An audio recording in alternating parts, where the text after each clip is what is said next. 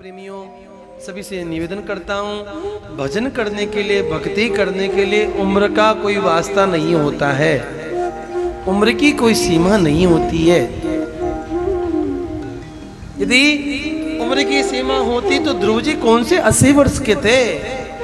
ध्रुव जी 5 वर्ष की अवस्था में भगवान से मुलाकात करते हैं। मेरे प्रेमियों, बड़ा सुंदर कहा जाता है, आगे चल करके ध्रुव जी के बेटे उत्कल हुए, उत्कल के बेटे वेन हुए और वेन बड़े दुराचारी राजा हो जाते हैं। ब्राह्मण क्रोध करते हैं, संत क्रोध करके मुंचताम में से प्राप्त प्रकृति दारुण है, मार देते हैं महाराज। अब बिना राजा के प्रजा दुखी रहने लगी।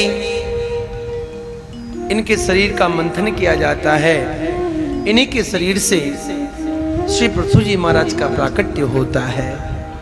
मेरे प्रेमियों, श्री पृथु जी जिन्होंने धर्म की रक्षा के लिए गौ माता के द्वारा नाना प्रकार की विद्याएं को ग्रहण किया है। नारायण दुआ है, कहा जाता है ये जो संगीत अभी हम गा रहे बजा रहे हैं, ये भी श्री पृथु जी ने गौ माता के द्वारा पात्र में लेकर के दुआ था महाराज। इसी प्रकार नाना प्रकार जितना भी आप हम सब दर्शन कर पा रहे हैं नारायण, ये सब पृथु जी के द्वारा किया गया काम है।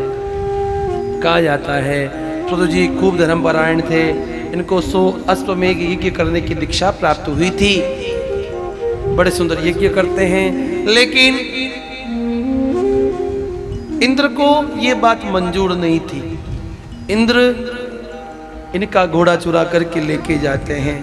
देखो जी, कोई आदमी सत्कार्य करता हो, कोई आदमी अच्छा काम करता हो तो देखने वालों की आंखें जलती है भाई, ये अच्छे कैसे बन जावे, ये अच्छा काम कैसे कर लेवे, बस चालू। बस निवेदन करता हूं,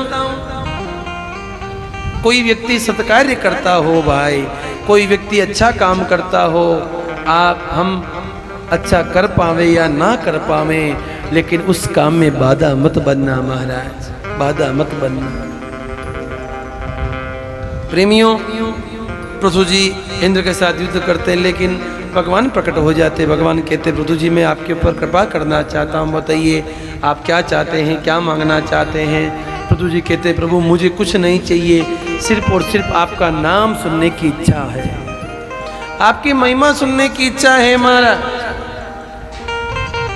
मेरे प्रेमियों, फिर निवेदन करता हूं, भगवान के नाम में, भगवान की लीला में और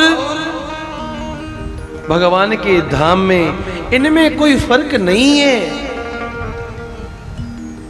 इनमें कोई फर्क नहीं है महाराज।